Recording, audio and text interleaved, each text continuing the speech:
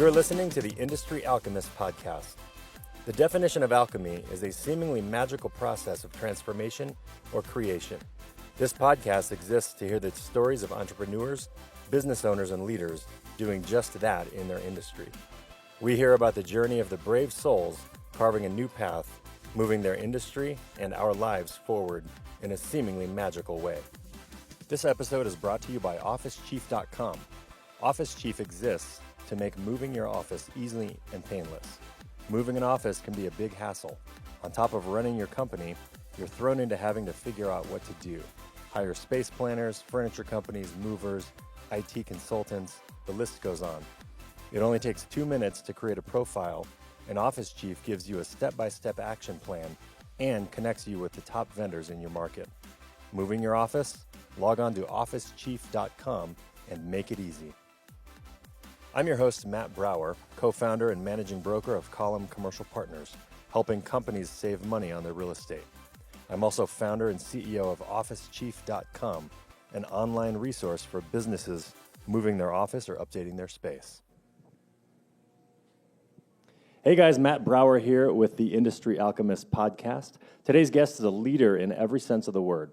After getting his bachelor's degree in business administration from the University of St. Thomas, he joined the U.S. military as an officer, where he spent 6 years as a leader of SEAL Team 5.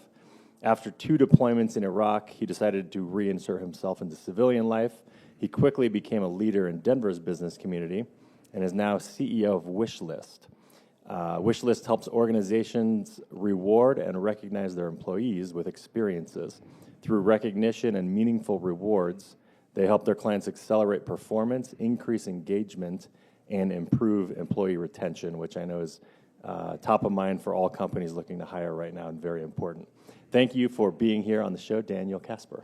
Matt, thank you so much for having me. That was quite the intro. I'll maybe start having you do all my writing from here on. I was stalking you on LinkedIn earlier and kind of got a better sense for your background. So I appreciate that. Yeah. Thanks for having me. I'm looking forward to the chat. Yeah. So we are on site here at Wishlist's office in Rhino. And you guys have owned this building actually, for 5 or so years? 3? Not quite. So actually just about 2.5. So 2.5 years, okay. Purchased the building back in 2017. It's just been a fun neighborhood to be in. The energy is kind of up and coming. The vibe is really changing. It's really energetic. Yeah. So it's great to have this kind of creative space to build a company in. That's great. And I remember when you guys purchased this building, you repurposed it to what it is now, cleaned it up. I see a lot of wood floors, exposed brick and timber. It's a very cool historic building that you've modernized. Yeah, it's been kind of fun to do as well. The building, I think, was built in 1896. Wow. It's a historic building and went through anything from like an Elks Lodge to a grocery store is what it was originally. There's a name kind of inscribed on the outside, Myrtle. It was the shopkeeper's wife's name. So it's fun to have the history behind the building, and then so kind of have that history blended with some new technology that we're kind of putting in more energy back into the space. Yeah, and you guys talk about your team growth at Wishlist since that time, because it seems like you're getting to the point where you might have to expand beyond this building. Yeah, exactly. Got to start budgeting. No, it's been a very fun ride, and it's also fun because people are really seeing the value of their people at organizations. Yeah. Especially, it's 2019. Some type of rewards and recognition strategy at this point is table stakes, right? So we have the millennials and their demographic, and Gen Z over 60% now in the workforce, and employment's at 3.6%, 49-year low. So getting talent, acquiring that great talent, and also realizing and empowering people and your team is so important to the business success. So it's been fun to grow within this industry and see how much people are actually starting to value their people in a more meaningful and digitized way. So that's really, it's fun to see our business grow with people and see how businesses are investing in that. Our growth specifically, since I joined 3 years ago, we've done 2x revenue growth each year for the past 3 years. Congrats. Which has been exciting, yeah. Bootstrap Foundation, which makes it even more fun. This year we made the Inc. 5000 fastest growing private companies in America list. Teams, I think we've probably doubled in size in the past year and a half or so. So oh my God. We've been getting that traction and really seeing that, that hockey stick growth, and it's super just fun time to be a part and just be in the space in general. Yeah, and it's very clear. I can feel the energy when I walked into the building. Your team, everyone's just high energy, working, collaborating. It's a very cool We environment. also believe in very strong coffee, which helps. Yeah. I had some of that this morning. Yeah. Well, that's great. I want to ask you, I'm super curious about your leadership role and kind of what you were tasked with, and hearing the stories of your military experience. Mm-hmm. And I have to imagine, I mean, when we had coffee a couple weeks ago, you said that a lot of that has translated to kind of your business role now. Can you, I guess let's start by talking about what had you want to join the Navy and dive in? Well, aside of the movie Top Gun, which really sold me, I just, from a kid, I just enjoyed adventure, right? I was always, we talked about before, we built the go-kart in the backyard. We were always playing in the dirt, running around the neighborhoods, wanted to go see and do the world, playing pretend. So that adventure component hooked me. I don't have a background or family in the military, just something that was in the back of my mind. Yeah. So I went to school, as you mentioned, at University of St. Thomas in St. Paul, Minnesota. Did ROTC there. And was fortunate to be one of like 9 people selected for the special operations community that year that I graduated. So had a nice 2 years of training, which, everything from diving to skydiving to how to shoot to my specialty specifically was explosives. So how to disarm bombs, nuclear, biological, chemical. So the kind of the whole explosive space. So you were the crazy guy in Hurt Locker.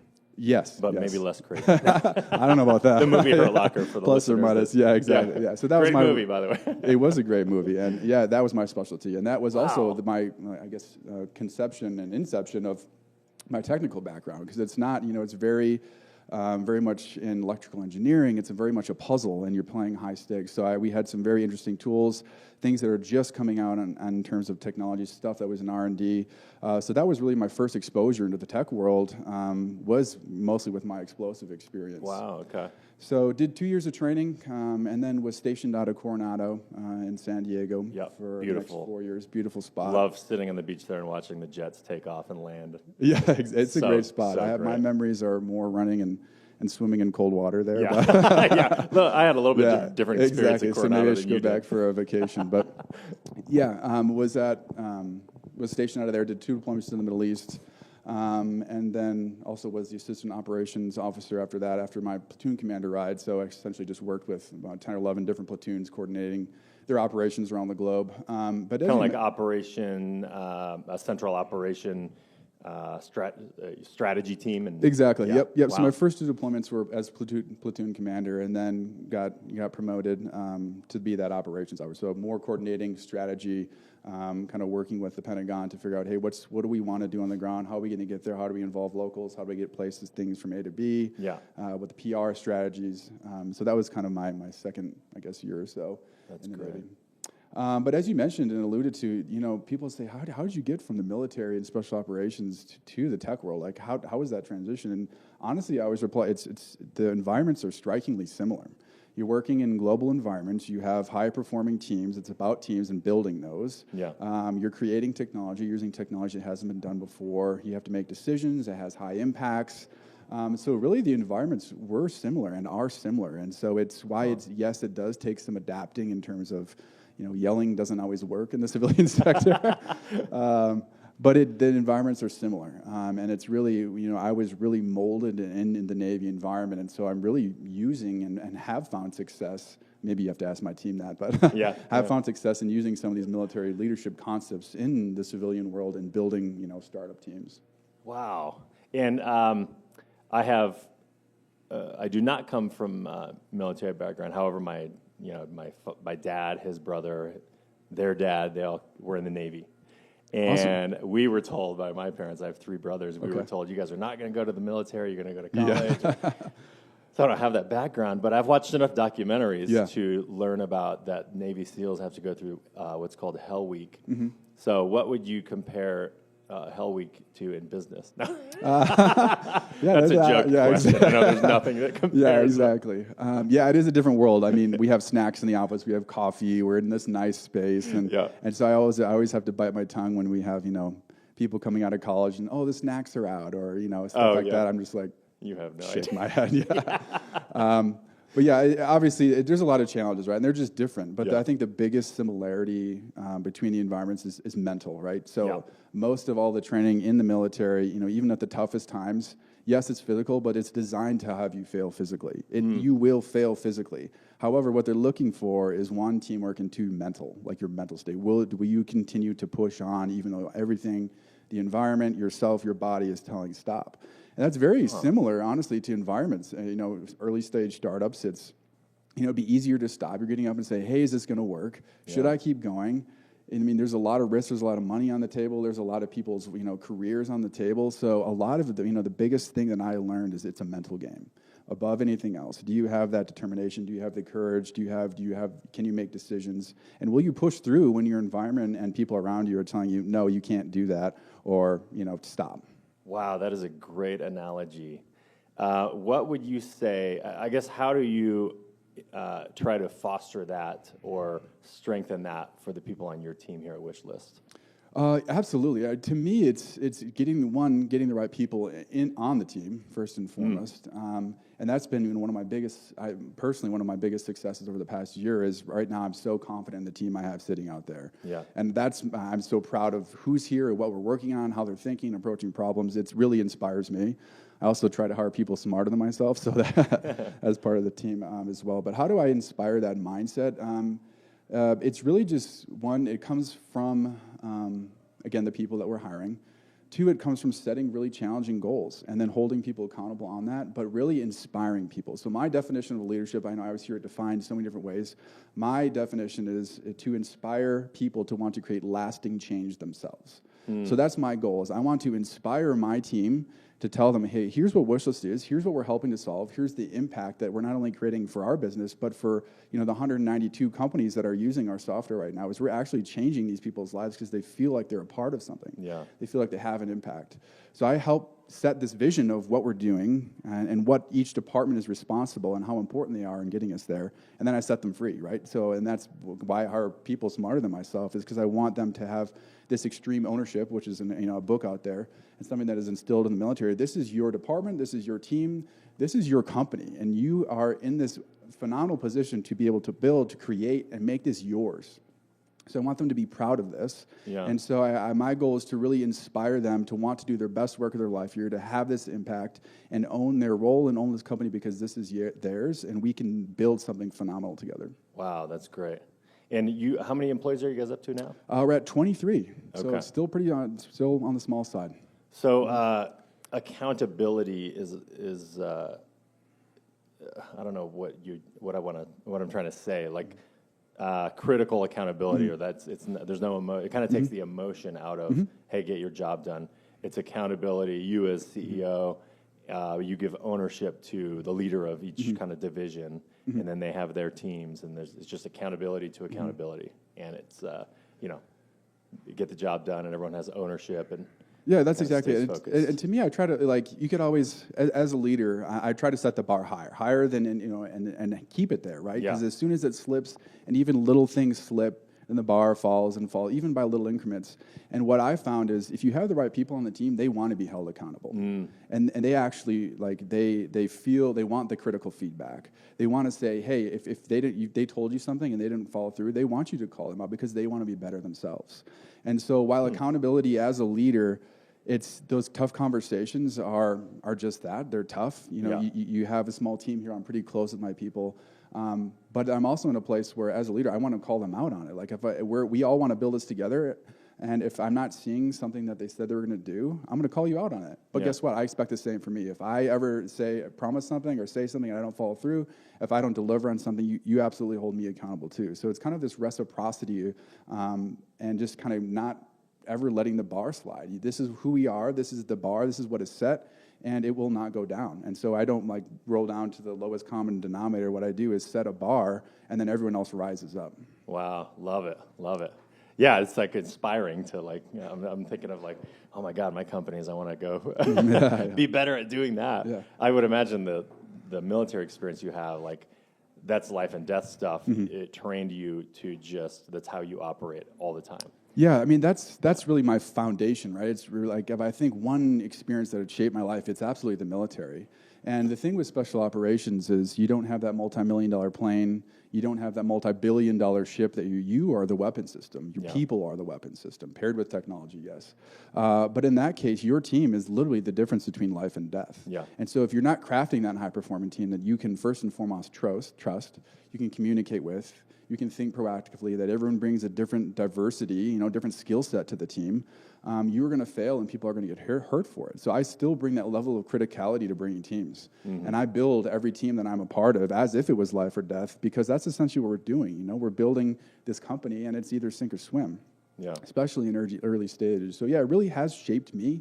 One, my focus on people, and two, how can we leverage technology? It's 2020 now, which is crazy. But instead of just throwing people at problems, how can we leverage the technology that's out there? How can we experiment? How can we be okay with trying new things and not necessarily failing, but falling? Because failing to me implies you won't try again. But if you fall, you'll get back up. So I really try to encourage that so we as a team are growing together. Yeah. Yeah, let's dive a little bit further into your technology and Wishlist and what you guys provide, because it's very distinct and unique from really anyone that I'm aware of. So every company, obviously, as part of the recruitment and retention process, companies provide health benefits and things like that. You guys provide experiences. It's kind of like a extra layer of benefits. Talk more about give us some examples. No, absolutely. So, essentially the mission of Wishlist is to really cultivate and create teams where employees can do their best work of their life and have that high possible impact. Very much aligned with what I'm trying to do and instill in my team. Our technology, it's HR technology, human resources, as you mentioned, the rewards and recognition space. It's really kind of grounded in psychology, believe it or not. So we inject a lot of psychological elements within the software. If you think of Maslow's hierarchy of needs from like Psych 101, where you have to fulfill that baseline before you can move up and reach your full potential. Yeah. So that's kind of where we live in terms of concepts. That bottom tier is, hey, am I breathing? Obviously, you need to be doing that before you move up. Then do I feel safe? And that third tier is where our software injects itself. That's love and belonging. So our software helps employees feel like they're a part of a tribe, that they're part of a team, that their impact, that their work is connected to something bigger, that what they're doing has meaning behind it, so they're able to kind of move up that ladder and essentially reach their full potential. So that's kind of the concepts behind what we're doing. As you mentioned, our rewards programs are, they're different in a couple different ways, one of which is they're very intentional. So it's not just saying thank you or that's connected to some point system that kind of disappears in the ether or just sits somewhere. It's very intentional. It's going to connect to your core values. We have prompts within the system to kind of, again, leverage some technology, say, hey, you typically have been rewarding in these behaviors. Have you done it in this time? So it's very intentional. It's very customized to own organizations about what they're building, what they're trying to accomplish. It's very team-centric, so it's not like a brag board, but you can call out some of the good work that other people on the team are doing.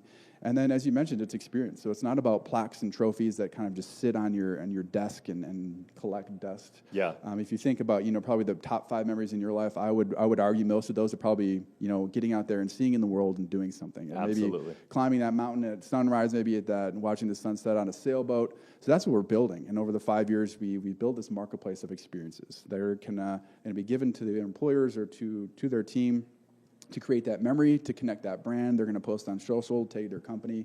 So it's a way to get out in the world and see and do things on behalf of your company that's a little bit different and more resonates with the current demographics we're seeing in the workplace. So give some other examples of like what are some of the offerings that you're helping companies provide to their employees? In terms of specific experiences? Yeah. Of course. So I'm a car guy, so they have this really awesome car driving experience. You can go up to here in Golden and drive Ferrari or a Porsche 911, which is sweet. Wow. You can go skydiving. So we kind of have all these different categories, right? So we have adventure, which I'm typically drawn to, bungee jumping, driving these cars. We have relaxation, so you can go to the spa. You can get a massage, get your facial, kind of go relax for a day. We have yoga retreats. We have city living experiences, so you can go to brewery tours, paint and sip classes, board game. We have like subscription boxes. We even have access to live events. So this is your sporting events, this is theater, these are concerts, they're all done within the platform. Have access to about 10 million different live events. And then we also do travel. So companies now that are rewarding for their milestone anniversaries are sending people on these trips, and that's something we help facilitate. So currently have about 3,500 different local experiences coast to coast in every major city. We also have solutions for like that small town.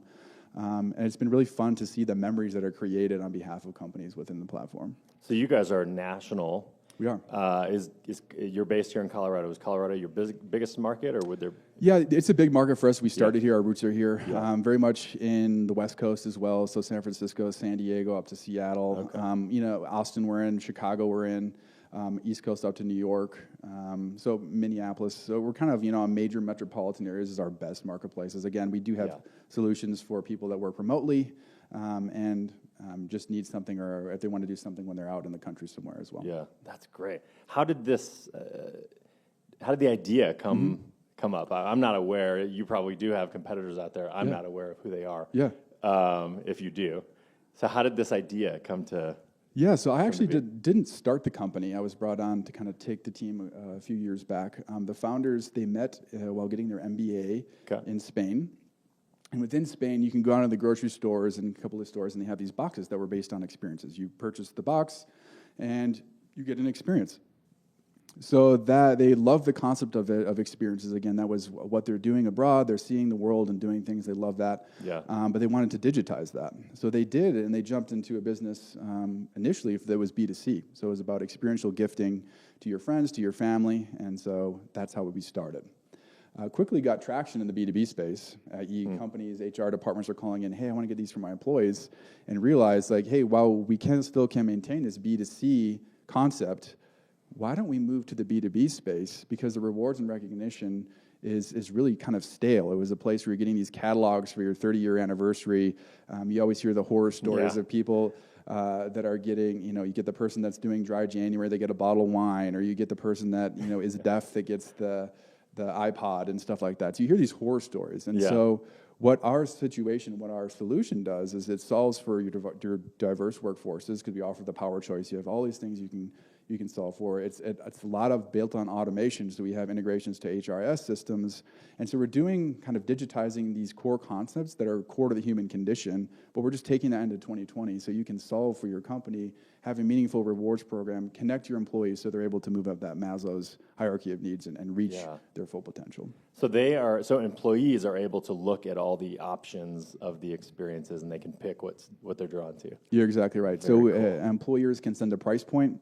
And then they're able to browse. So we kind of disassociate price point from the recipient. So it's not like, oh, here's a sticker. In the real life, if you bought flowers, you take off that sticker, I give it to you. So we model what we're doing in the digital space after the real world. But then, everything that you see on that marketplace is available for you to select. Yeah. Oh, wow. Yeah, it's funny.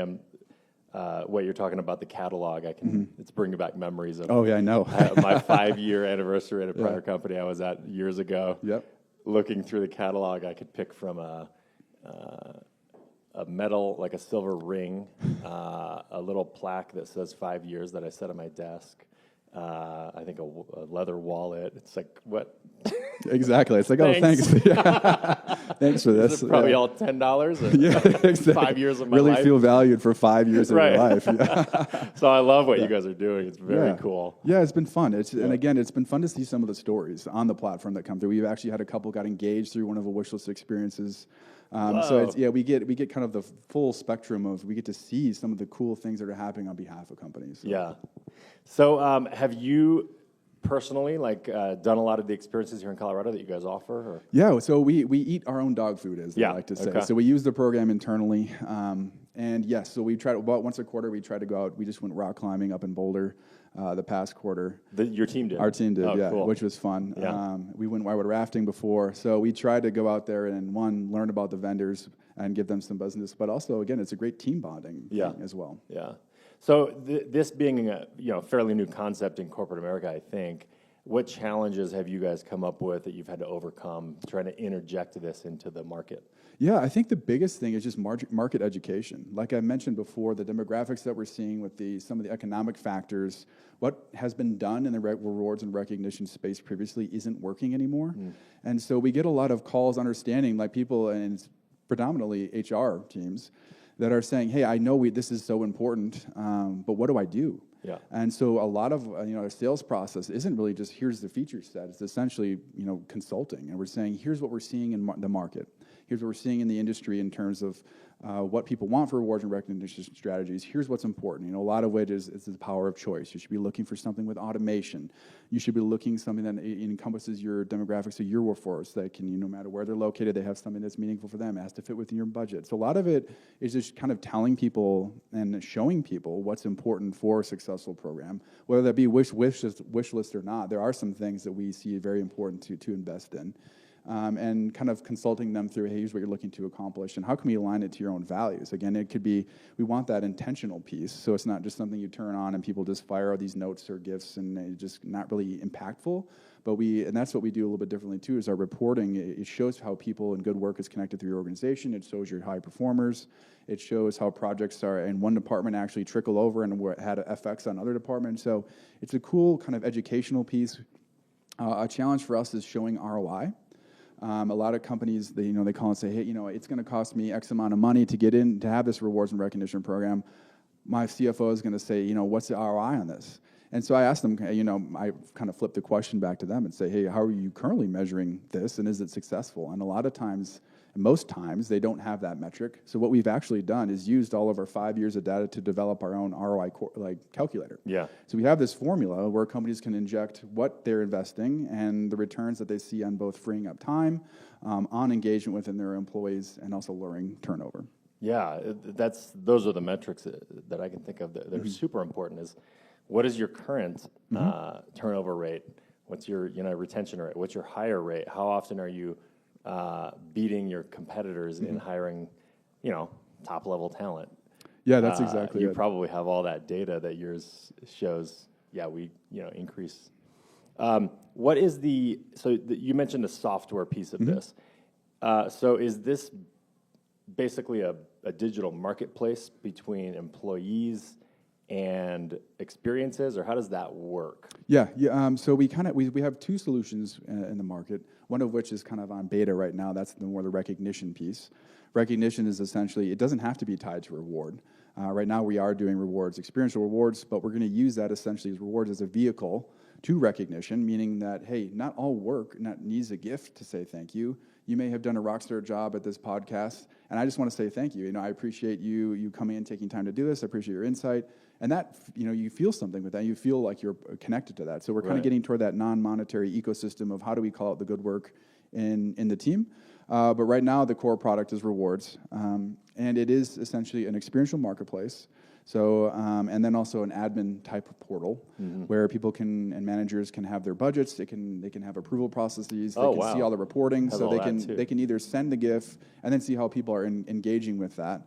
And then on the recipient side of the house, it's you get an email, you get a text message, you can get a PDF, you click on the link, it takes you to the marketplace, and then everything you see is available for redemption. And then you either can book it instantly through APIs that we have, or you get in touch with our concierge team that helps book on your behalf. Wow. So I can be on my phone. I'm an employee. I got a reward. I can flip through the categories of experiences, click on what I'm drawn to, and book it. That's exactly it. I mean, you could be up in the mountains right now. You could be on vacation in San Diego and visit that nice beach down there. And you can book experiences wherever you're at too from mobile. So it's just how can we create stories and memories and connect those back to employers to help build their brand. So cool. I love it. That's great. I appreciate kind of sharing the how it all works. Yeah, happy to. Yeah. It's a very unique offering you guys have. Who would you say is the kind of the perfect customer of yours? Who, the profile of a company that should be paying attention to you guys? Yeah, so right now we're really focused on mid-market. We have, of course, enterprise clients as well, but we like mid-market companies that are really forward-thinking and want to invest in their people. You think, hey, who uses this? Is it probably software companies? And yes, we have software companies, but what I love to see is the diversity of our client base. We have government agencies, we have city councils, we have nonprofits, we have logistic companies. So that to me is exciting because we're seeing how much people want to invest in their teams and then how important that is. So our ideal customer is essentially mid-market. So our mean customer size right now is our client employee base is about 566 employees. Okay. But it can go up and down from there. That's what the fun part of our solution is. We were in with companies that when they're 50 employees and go up to thousands of employees. We have thousands of employees. So that's the fun part is we can kind of dial up and down. Just forward-thinking companies that really believe in their people and want to engage with their teams and really make an impact to show how the good work on their team is being called out. Cool. And what's the best way for those companies to find you guys? Yeah, our website is enjoywishlist.com, so feel free to check us out there, or connect with myself or anyone on my team through LinkedIn is always a good way. I'm happy to always, just grab a cup of coffee if you're local, or just talk about what we're seeing in the space with rewards and recognition, and some things that you've done to find success in building those teams.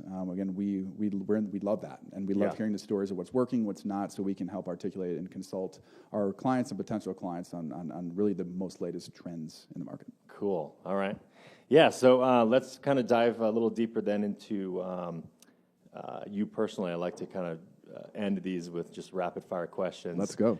So how about if you have one, what's your morning routine? So I'm an early riser. The military got me on that. I have no doubt.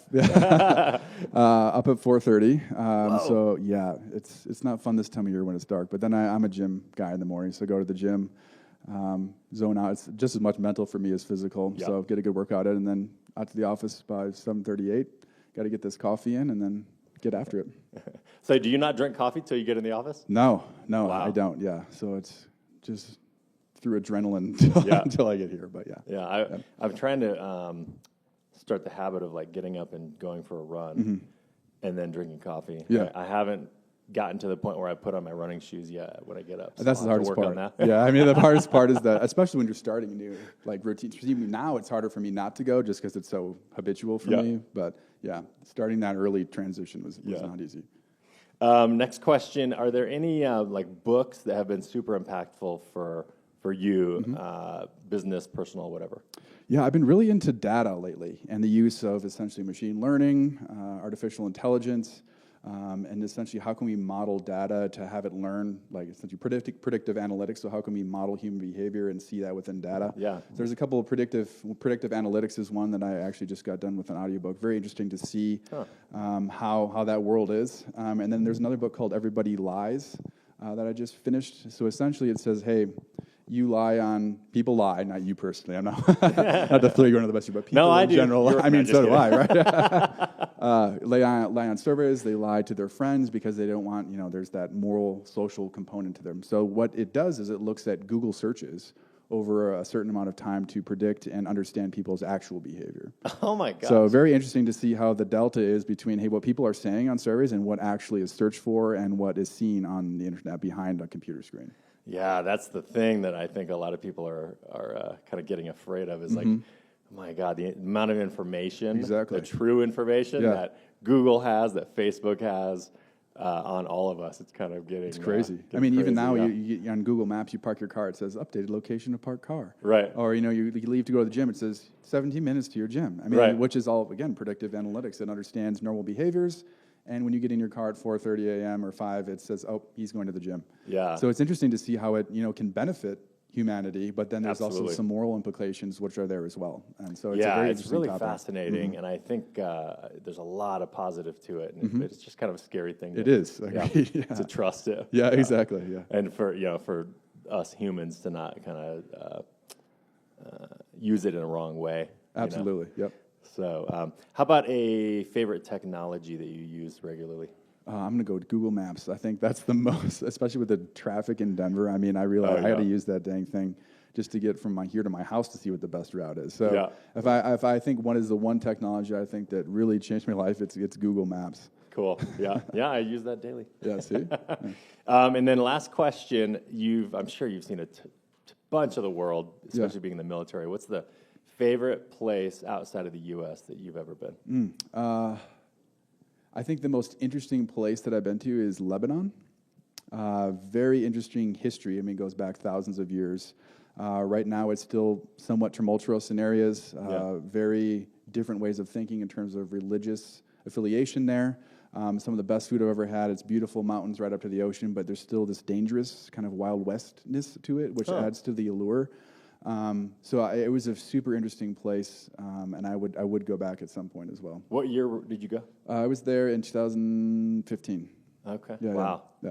My best friend is from Lebanon. Highly recommend. I mean, again, you have to be careful in some areas in terms of what they're seeing. Yeah. And some violent stuff, but it's an amazing place. Yeah. I highly recommend. Yeah, I will definitely get there someday. We'll Yeah. see when. But well, this has been fun. Love learning more about you and Wishlist, and appreciate you taking the time this morning. Likewise, Matt. It's very much a pleasure to chat through some of this, and I look forward to continue the conversation. Absolutely. Thanks, Daniel. Cheers.